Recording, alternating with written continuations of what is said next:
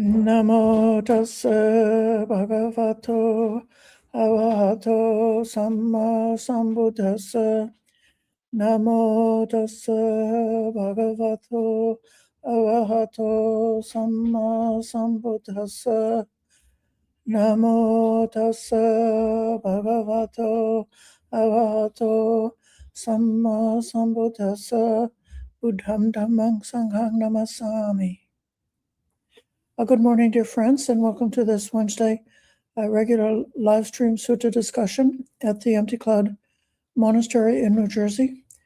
The talk today will be a repeat of the talk that I had announced and given last week, but last week I didn't press the correct button to make the stream go live, so only the people in the room heard it.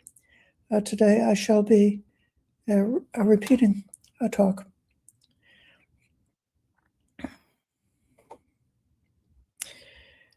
This is about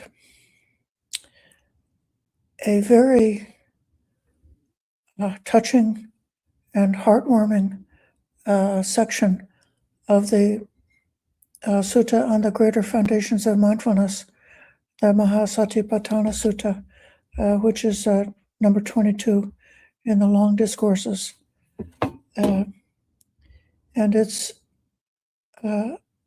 presenting where craving, the origin of suffering in terms of craving, and where craving arises when it arises, where it settles down when it settles down, and how it's possible that the craving would not arise and would not settle down, and that would be the cessation of suffering.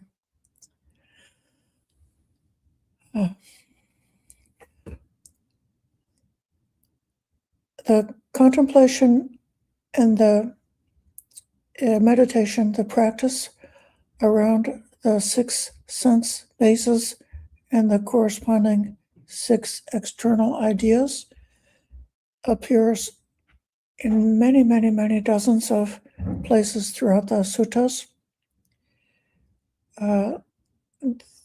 This teaching is fundamental to what you could call the Buddhist epistemology, or how a person knows what they know, how a sentient being is able to know anything. Buddhism has got this very pragmatic,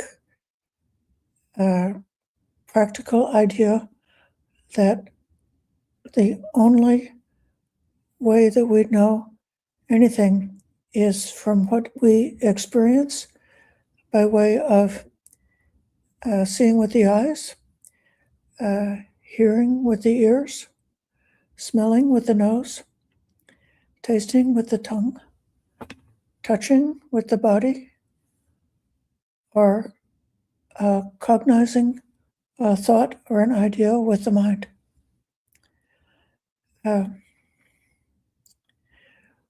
There's no other source of knowledge.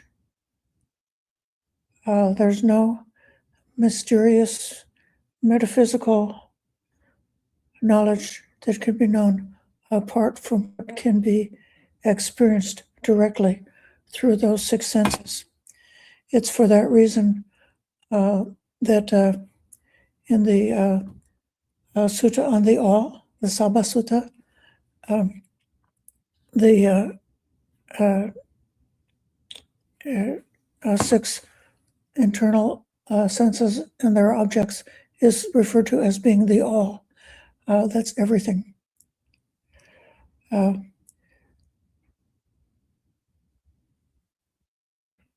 Another place where the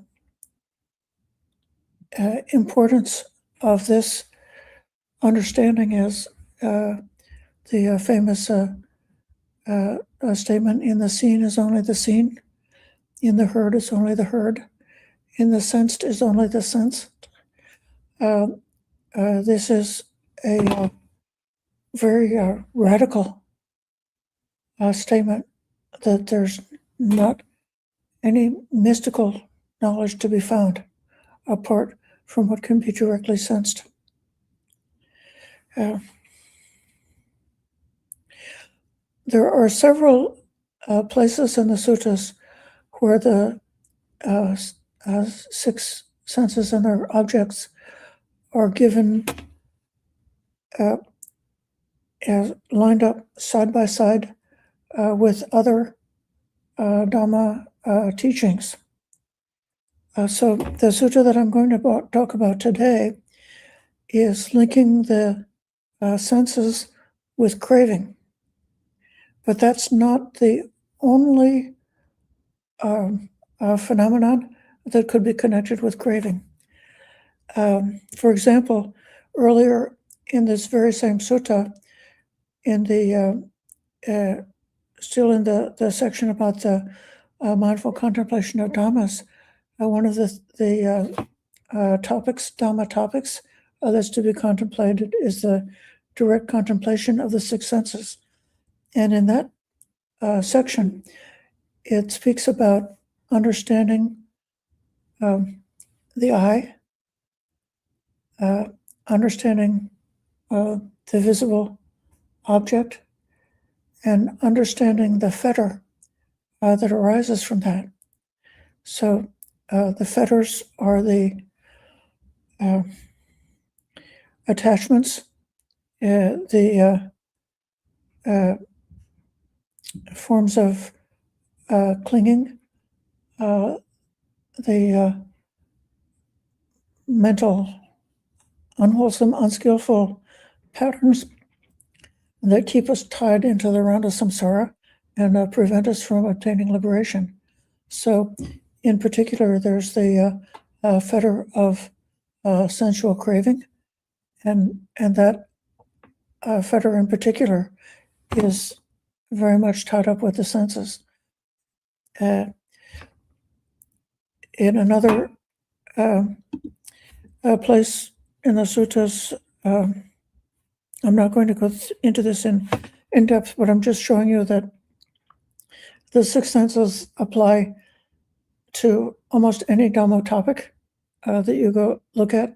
You can look at how this Dhamma theme can be investigated in terms of the senses. There's a sutta in the Sutta Nipata. Here, I'll put it up on the screen for you so you can see it.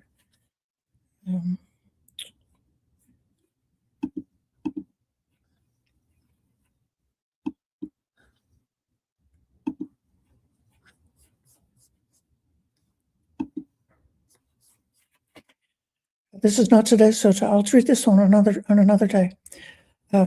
In terms of the Panchupadana Khandha, the five components that provide fuel for attachment, this is form, feeling, perception, volitional formations, and consciousness, all looking at how these five aggregates or five components, which are very often identified what a person thinks of as this is me, this is who I am, what they recognize as being the self. So in this case, this sutta takes form in terms of the great elements, but then when they come to feeling, it treats in terms of the six kinds of feeling.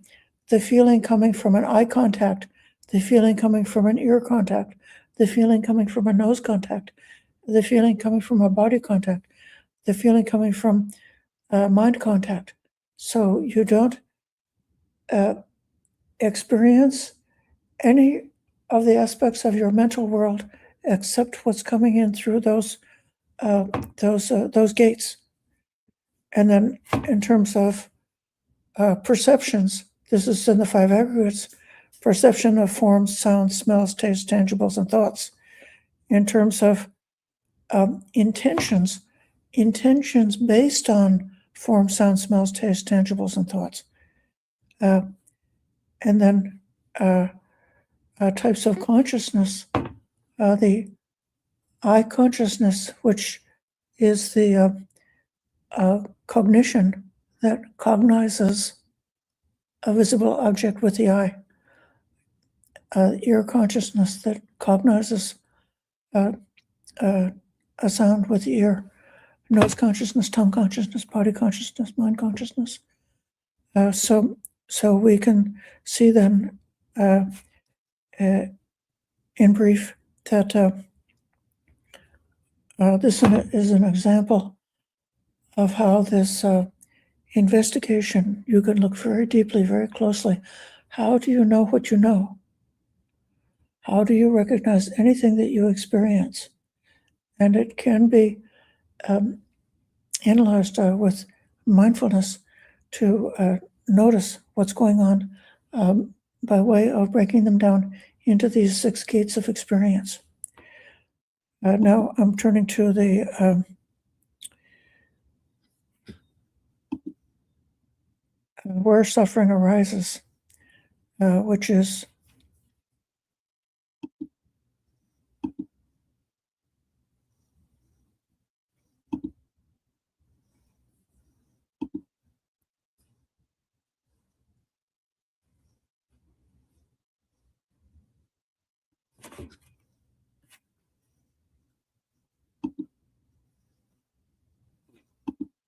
there we go.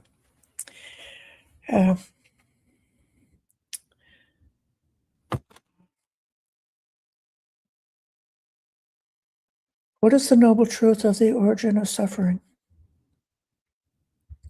It's the craving. It's the tanha.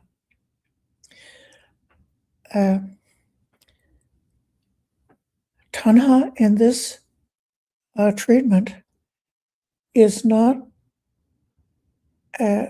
just any kind of desire. There are different types or species of things that a meditator could think of as desire. One is frequently described with the word icha, which is like a wish, that somebody is wishing for something. And another term that's sometimes used is chanda, which is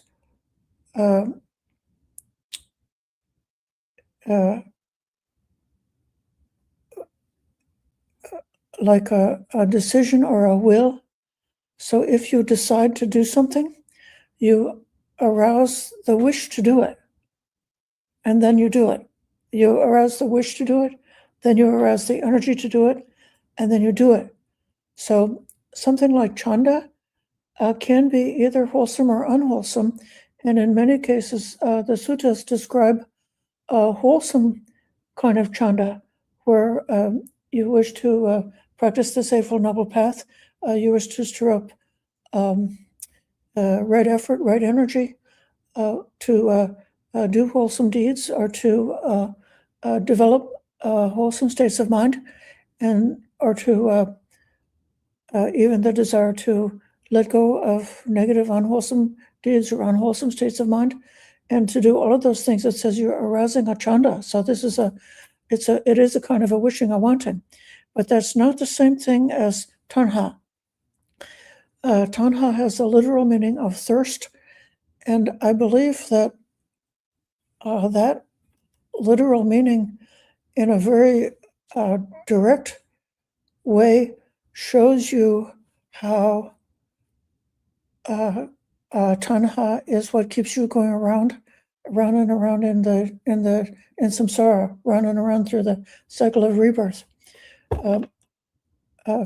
You could say that thirst is one of the subconscious responses that's happening in the body and the brain. When the body is depleted of the fluids that it needs, there comes to be an imbalance in the body, which is painful, and there's a message that's at the subconscious level that makes one ready to take a drink.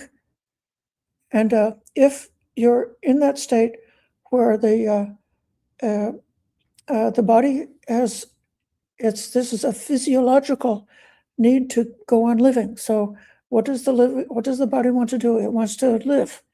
With the way the heart beats, the way the temperature of the body is regulated, the way the food is digested, the way the muscles contract, the way the nervous system works, all of the activities of the body are things that evolution has given to us that enable an individual to be successful in the life, in the sense that they don't encounter death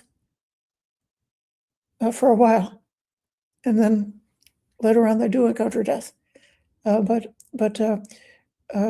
it's this basic craving that's associated with the operation of the body, and that comes to be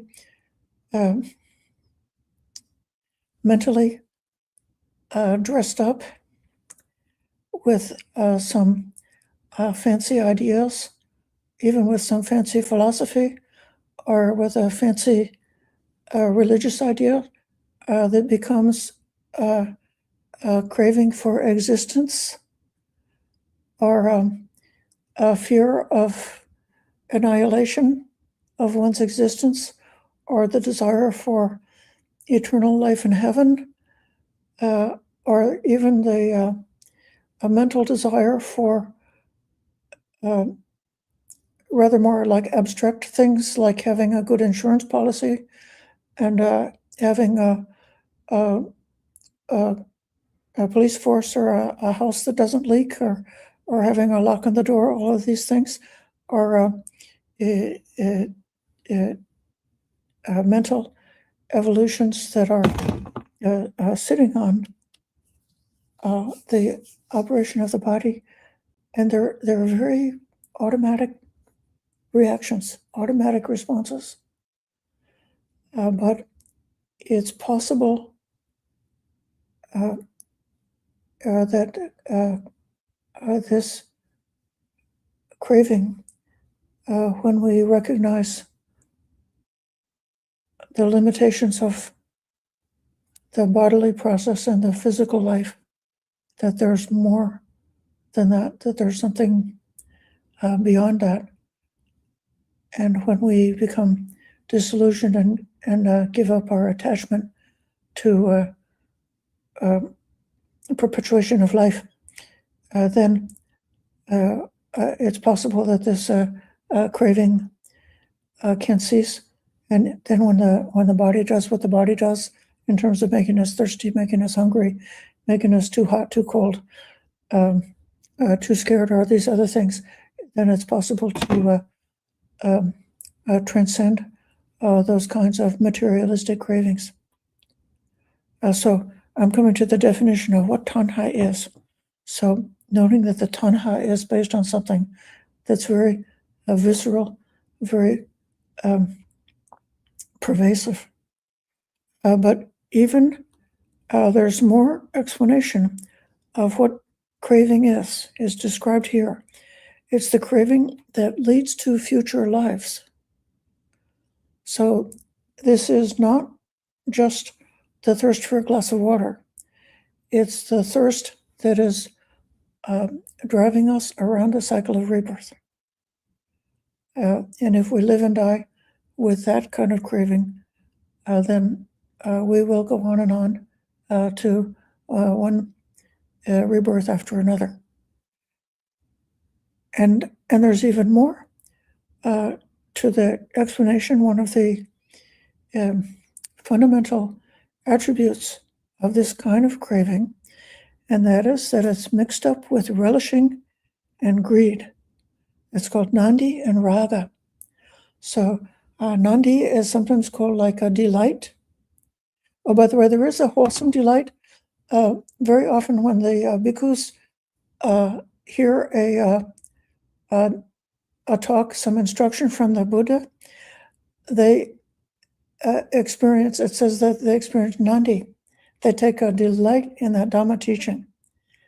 But this nandi raga, this delight and passion together, that is very much like associated with the root of our suffering, the suffering of the fundamental greed, both the greed for, well, here's the three kinds of greed: the craving for sensual pleasures, the craving for existence, and the craving for non-existence.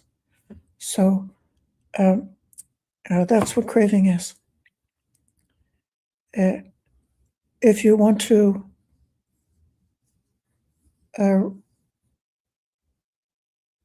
reach the goal, the spiritual goal of Buddhism, some skillful strategies are strategies which tamp down and step away from that relishing and greed, that nandi raga, not having a more equanimous approach to the things that we experience.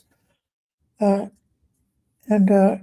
it would be another strategy is having the wisdom that enables us to see the danger in the cycle of rebirth, which then would, that wisdom factor would tend to cut off the craving for future lives. When we say the craving for sensual pleasures, that's associated with, especially with this world that we're in now, the materialistic world, the world in which we've got this kind of body that I just described. It's got all of it's this body that's made of meat that wants to keep on living, and then this mind that develops ideas that are supporting that desire to go on living, and then the craving for existence. So the pleasure side is, if you physiologically, if you experience some imbalance in the body, let's say you're hungry, you're thirsty, you're threatened in some way, then there's some unpleasant feeling. And then if you anticipate the solution that's going to get you out of it, that's going to restore the balance to the body, that's where the nandi raga comes up.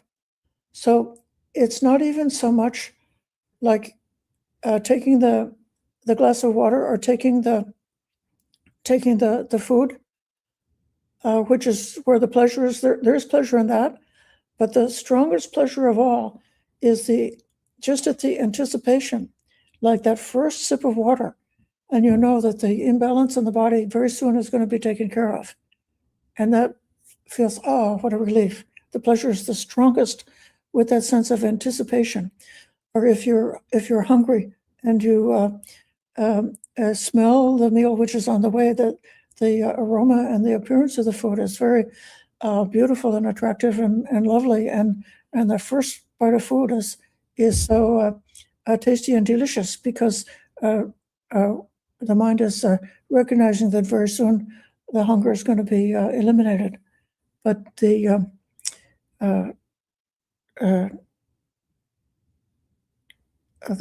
sensual pleasures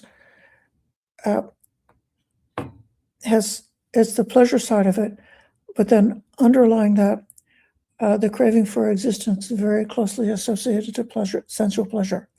The things that feel good to us are the things that are good for our existence. So what feels good and what's good for our continued existence is very closely associated. That's why they feel good. So if you take pleasure in something that's destructive to your existence, let's say you like to take drugs, which feel very pleasurable, but you've got a very strong risk of death from taking those drugs. That's probably because of confusion or delusion, that you think that those drugs are going to take away the pain and restore the body of an addict back to an equilibrium. But actually, that's a very poor strategy for securing one's existence. And then the last craving, this craving for non-existence, this has two meanings. Within the early Buddhist text, craving for non-existence, vibhava tanha, is associated with a specific wrong view, a specific delusion. If a person has the materialistic view about the self or the soul and believes that the self exists, and furthermore believes that the existence of this self is painful, then a person with that delusion will think that by annihilating the existence of this self, they're going to be able to get out of their suffering. But that's based on a wrong view, and it will never work. In some of the later commentary, there's, and also in some of the way that this is taught in modern psychology or in modern Buddhism, the mindfulness teachings, there's the idea that the vibhava tanha is based on aversion. So if we don't like our life and our main motivation is to get out of something that we don't like, they qualify that as being vibhava tanha. So if you're poor and you hate being poor and you want to be rich, there's a kind of a vibhava tanha there that you hate your existence as a poor person and you just want to run away from that, and that's your big psychological motivation. You could call that a vibhava tanha, but in the early text, vibhava tanha is particularly based on that wrong view about a materialistic idea of the self or the soul. Okay, so that's what craving is. So now comes to the part about the senses. Where does this craving arise? Where does it settle?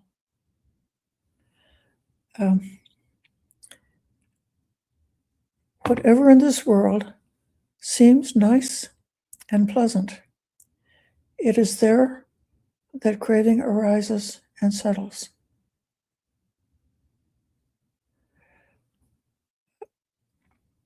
It's so interesting. At the beginning of the Satipatthana Sutta, it seems that the strategy was to break a person's attachment to pleasure by making the meditator really look at straight on with a lot of courage to see the things that are fearful and unpleasant. So at the beginning of the Satipatthana Sutta, you have to look at the body in terms of the different organs and different fluids, and contemplate the kidneys and the livers and the fingernails and the hair and the sweat and the bile and the phlegm and the undigested food in the stomach and the urine in the bladder and so forth as being part of the body. And this is supposed to help you overcome your sensual desire, so that if your a romantic self is feeling that your beautiful, attractive, and lovely body is going to match up and mate with some person of the gender that you like, and see that person has got their beautiful, lovely, attractive body with their beautiful eyes and their beautiful hair and their beautiful skin and body attachment that connects one is like the whole body, But if you divide that person up and say, well, am I in love with the urine in their bladder? Am I in love with their sweat? Am I in love with the bile inside their body? And so on like that. So that defeats that kind of sensual craving.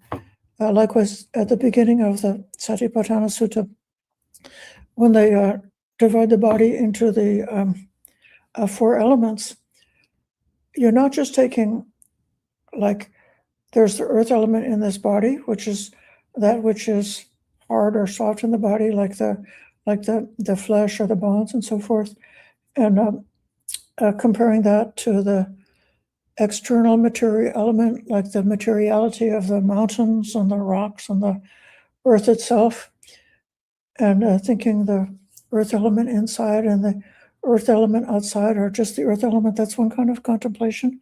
So that's to, in a way, it's like merging your individual identity with nature, and that can be like really kind of like blissful and feeling like using the elements meditation to feel like I am one with everything, because the element, the same inside, same outside. But that's not the way it's given in Satipatthana.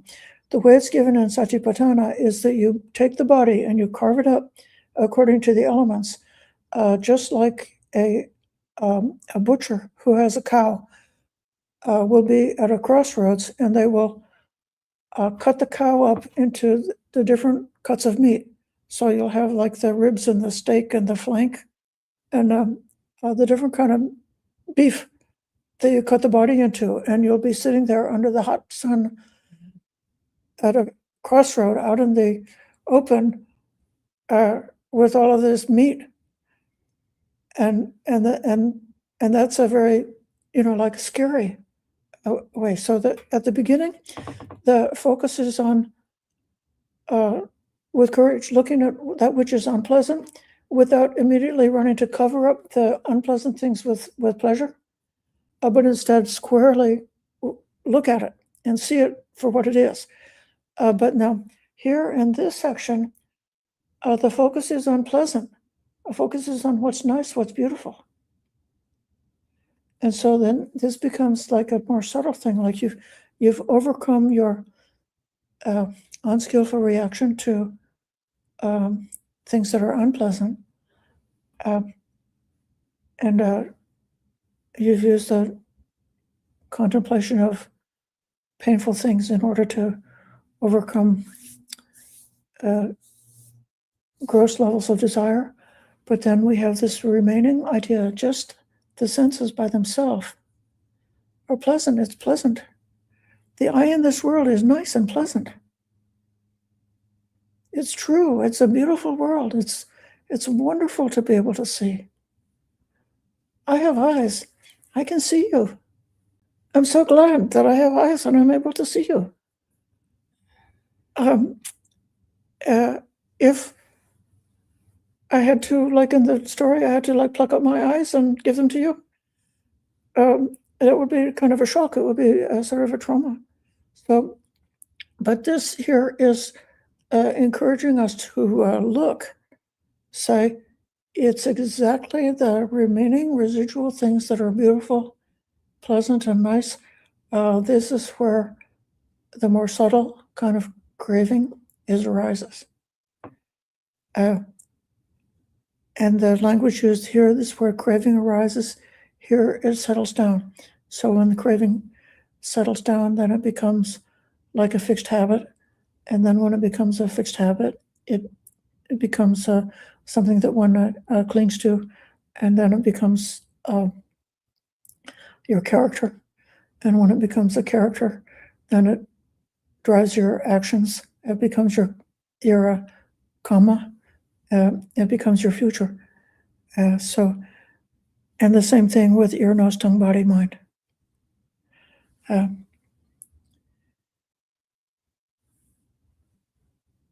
And then this teaching goes on with many different ways of aspects of what we experience within this sixth sense format.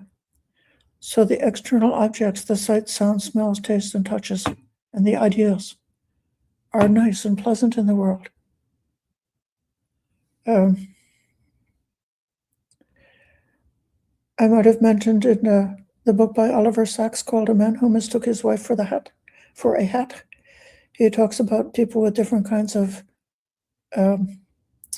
mental limitations and how the mind creates a self regardless of if like part of your mind is not working, you're still able to create a self. And he describes two autistic twin brothers who had an ability for square roots. So they loved square roots, what they would do together. They were identical twins. And no, it was not square roots, it was prime numbers that they loved. So they would be together and say, oh, 7. And the two brothers would say, 7. Dr. Sachs met them, and he had looked up a very large, like a 6-digit prime number.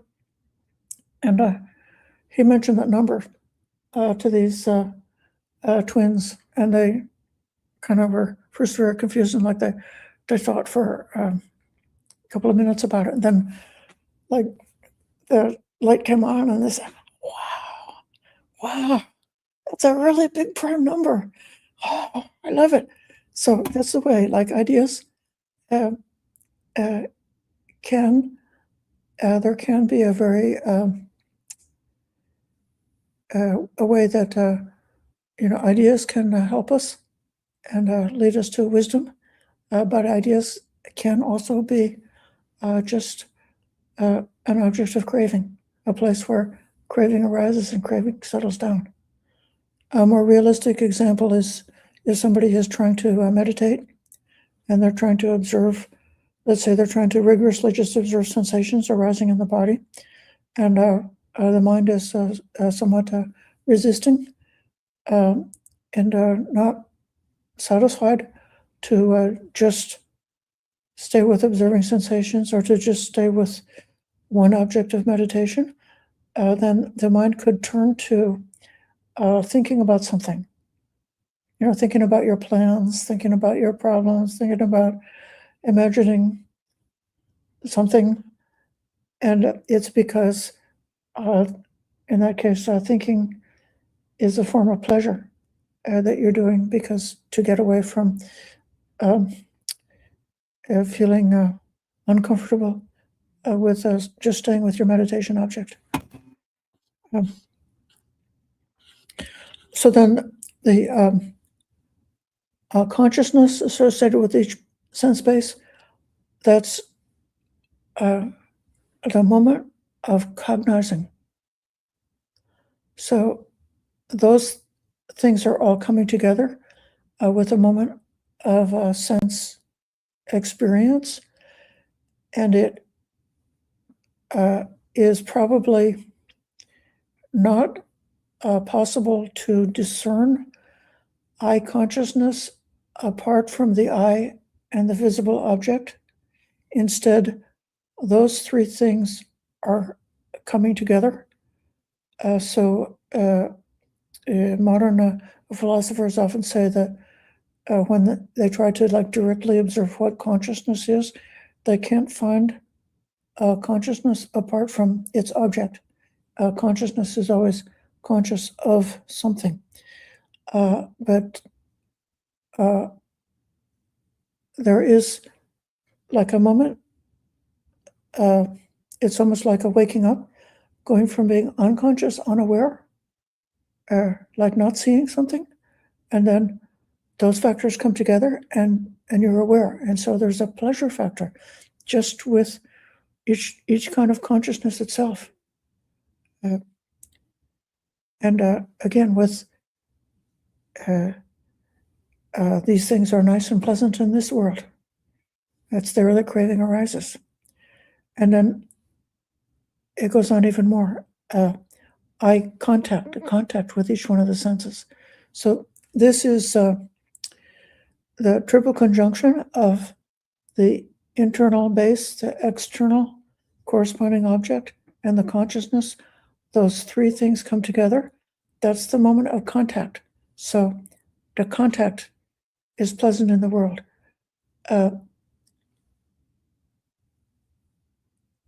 It may be that sometimes a person whose mindfulness is not 100% perfect, they could realize that, let's say, pleasure has arisen and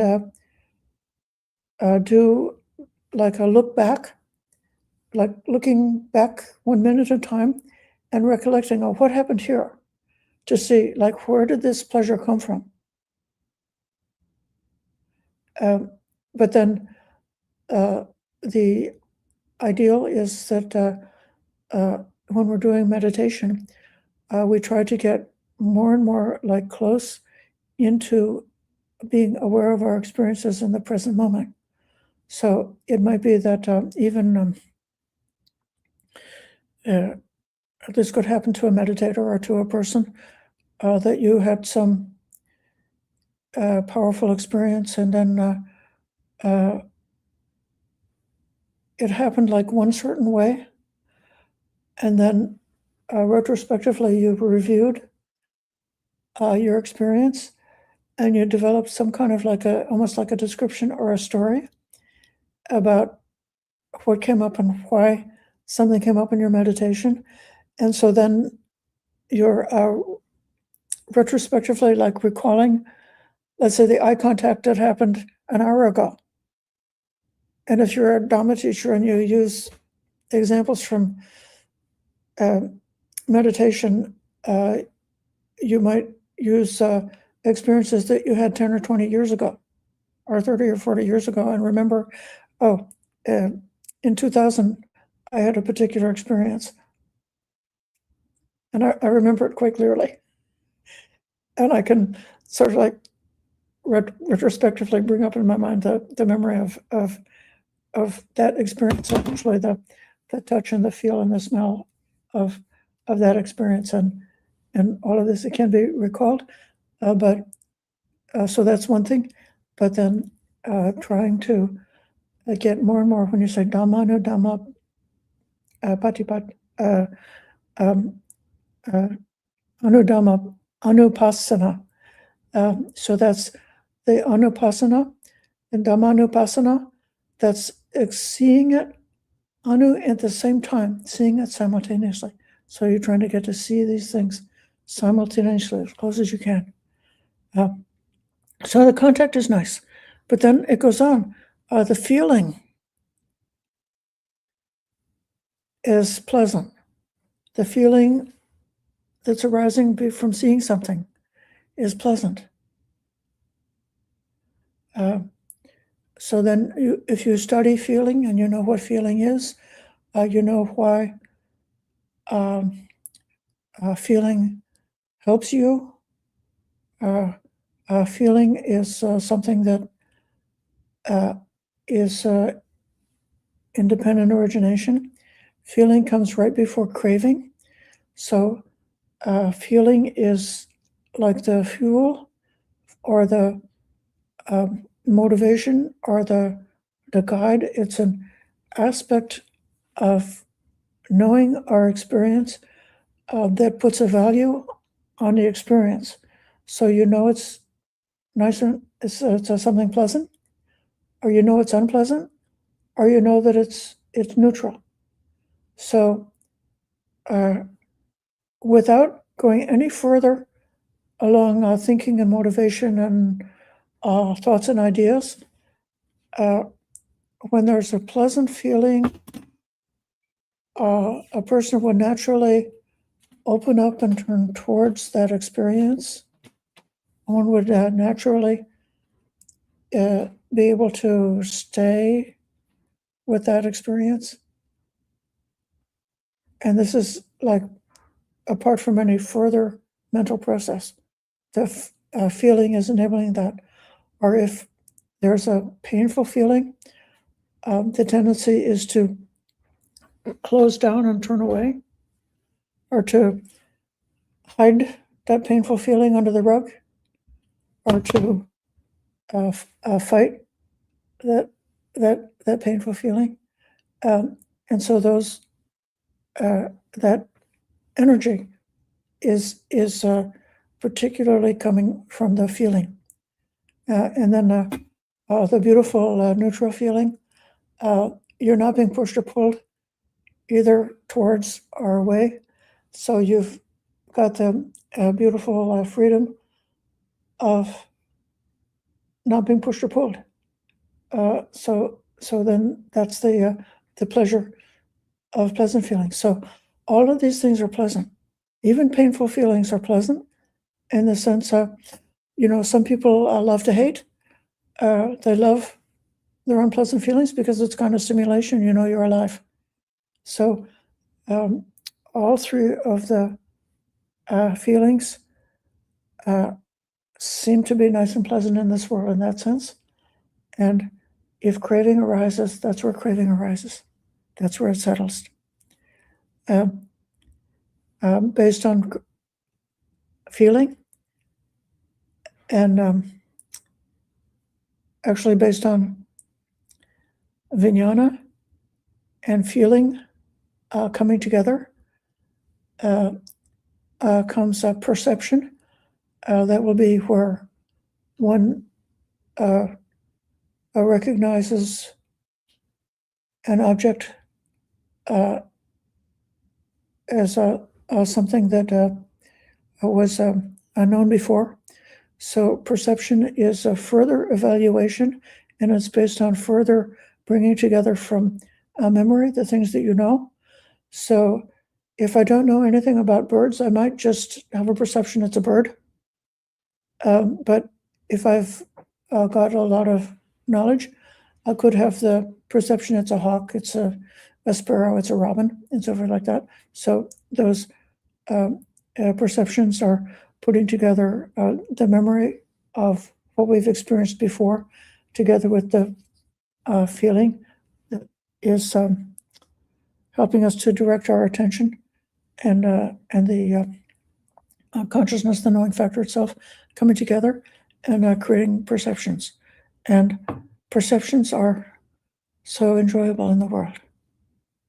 To even train the mind to develop certain kinds of perceptions is very dear and pleasant in the world, even on the wholesome side. The Buddha advises that the perception of impermanence should be cultivated. So you would have heard from a teacher that all things are impermanent, and you would have investigated your experience to find out, is it true or not? Is this talk going to go on forever, or is it going to come to an end? And you see from your own experience that at different levels, long time frame, a short time frame, infinitesimally tiny time frames, you see how things are actually impermanent. And once you're able to see it, then it may be something that you can see in a flash. Sometimes you see impermanence, but then a lot of the time you don't see impermanence, and you react as if things are permanent, but then you keep cultivating the perception of impermanence until you're like more and more capable of seeing impermanence. But the perceptions here, the caution that's being given here is that any and all perception has the potential, based on it being dear and delightful, that it's possible that your craving can arise around perceptions. So whether it's something unwholesome, like you've got the horrible perception that that so-and-so is always doing that to me, and you can see that perception as painful and counterproductive and unskillful and motivating to unskillful behaviors. So you don't want to be craving that kind of perception, but then knowing that craving can arise from any and all kinds of perceptions. So even as you're advancing in your path, you're in this teaching, you're looking ever more carefully. Where where does that craving arise? Then after perception comes intention. It's called here a Sanchaitana. So Chaitana is kama. So the intention is any action of mind, speech, or body that you take will be guided by a particular type of intention, which then, especially now, you got a evolution towards how these phenomena are leading us to get trapped into the round of samsara. So if you've got a lot of unskillful intentions that are driving towards grasping after your life, grasping after your existence, grasping after your sensual pleasures, trying to get more and more, grasping after greed, accompanied by a delusion, those kind of intentions are especially leading to the kind of craving that will delight in existence here and there and take you around in samsara. So intentions can be, again, skillful, they can be unskillful. And this teaching is helping us to be aware of the danger. First, get rid of your unskillful intentions, and then look at your skillful intentions and think about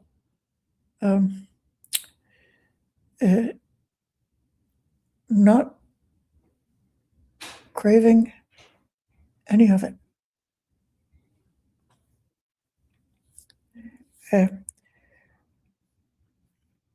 Then it comes to the very next step, the craving. So the craving itself is dear and delightful. Craving for sights, craving for sounds, craving for thoughts, craving for experience. So craving itself, this is the reason why it's so difficult to get out of samsara, because you may find like between craving and aversion. So you kind of like, that aversion is unpleasant, so you want to get rid of your aversion. That's like natural, it's sort of easy. And as soon as you've escaped from aversion, you will feel some immediate relief from that, because the painfulness of aversion is obvious.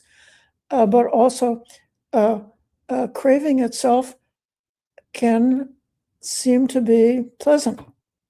Like if I'm hungry or I'm thirsty and I see a delicious cool drink, or I smell a delicious meal coming along, and while I'm waiting, it's like 10 minutes until the drink comes or 10 minutes until the meal comes. And so I will be there craving the food, and that's where it's enjoyable.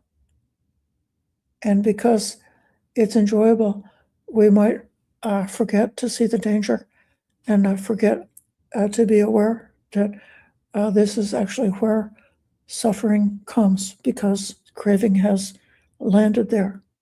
Craving has settled down there. And then the last two in this sequence is vitaka and vichara, which is translated here as thoughts. So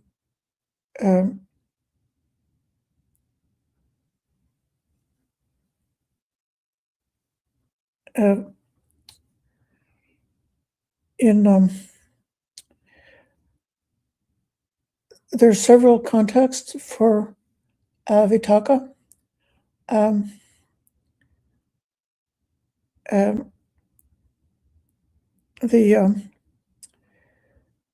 In the Second Noble Truth, the thought of renunciation, the thought of non-hatred, and the thought of non-ill will, those are kind of thoughts that are to be cultivated, and the opposite thoughts are to be abandoned. And then there's another aspect of vitaka, which is in meditation when the meditator's attention is directed towards, you could say, a field of awareness or an object of meditation. Say you're looking at the breath, or you're looking at the body, looking at sensations. And when the mind is able to connect to the phenomenon that you're aiming for in your meditation, that's also called vitaka. Actually, my preference for this passage in this particular context is thinking of it in terms of meditation. So even this beautiful, wholesome, and good way that with vitaka you connect with the object of meditation, there's still a danger. Still the danger that craving can arise and settle down right there. So when you have meditation and when you successfully gain that contact with the object,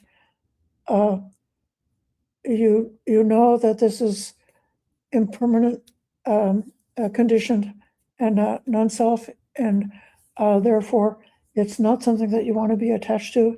And because knowing you don't want to be attached, then you can avoid the craving arising just there. And then the next section is, he translated as considerations regarding sights.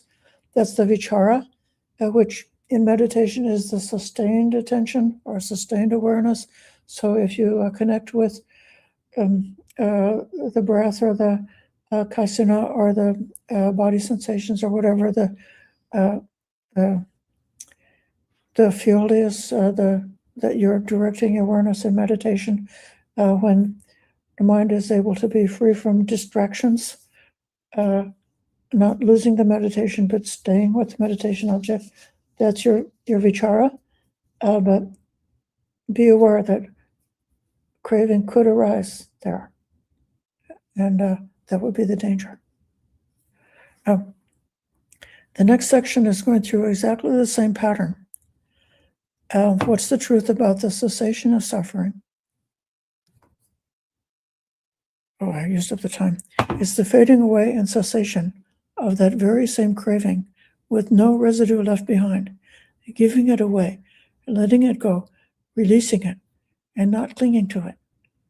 And so this is what you got to do each step and stage along the way, from the I all the way down to the sustained awareness in meditation. Let go of that craving. So if you can perceive the craving, then you may be able to let go, and you may be able to know that you're letting go of the craving. So the fantastic lesson here is, and we've got this world of troubles and woes, this world of difficulty, being challenged, knowing we would love to be awakened, but we're not yet awakened. We'd love to be enlightened, but we're not yet enlightened. We'd like to be off the round of samsara, but we're not yet off the round of samsara. And so where am I going to find escape from samsara? Well, the answer is right here. Exactly the same place where your suffering arises. That's exactly the place where suffering will cease. This is our Dhamma discussion. I'll go a couple minutes over to look and see if there's any questions online about this theme. Welcome, Rebecca, Ryan, Sean, Gregory, Saladin, Changing Physical Mental States, Chintana, Julie, Animal, Bhumika. I'm so happy that you are with us and that you took time to send your greeting into the stream so that I know that who you are. So I'm going to talk some more in the coming weeks about different aspects of the six senses, different suttas about the six senses. So if you have a question when you try to practice this, you can bring your question back next Wednesday morning. Sadhu, sadhu, sadhu, anamodami.